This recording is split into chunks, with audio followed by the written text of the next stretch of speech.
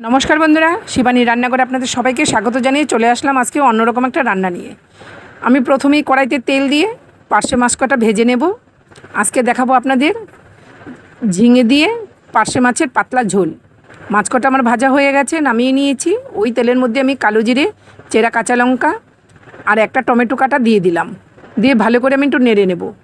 লঙ্কাটা আপনাদের পছন্দ মতো কম বেশি করে ব্যবহার করবেন। ঘরে যদি কোনো ছোটো বাচ্চা থাকে লঙ্কার পরিমাণ তো একদমই কম দিতে হবে।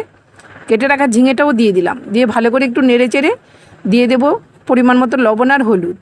তারপরে আবারও আমি খুব ভালোভাবে এটা হালকাতে ভেজে নেব। গ্যাসের ফ্লেমটা লোতে রেখে খুব সুন্দরভাবে ঝিঙেটা নেড়ে চেড়ে নিতে হবে। তারপরে সামান্য একটু ঢেকে দিতে হবে।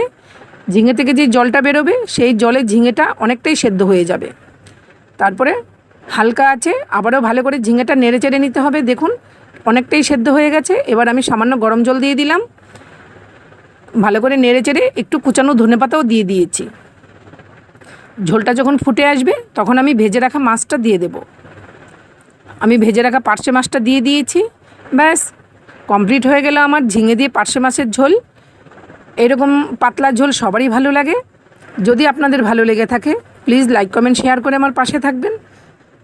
এরকম নতুন নতুন রেসিপি নিয়ে আমি আপনাদের সাথে আবারও চলে আসব। সবাই ভালো থাকবেন, সুস্থ থাকবেন।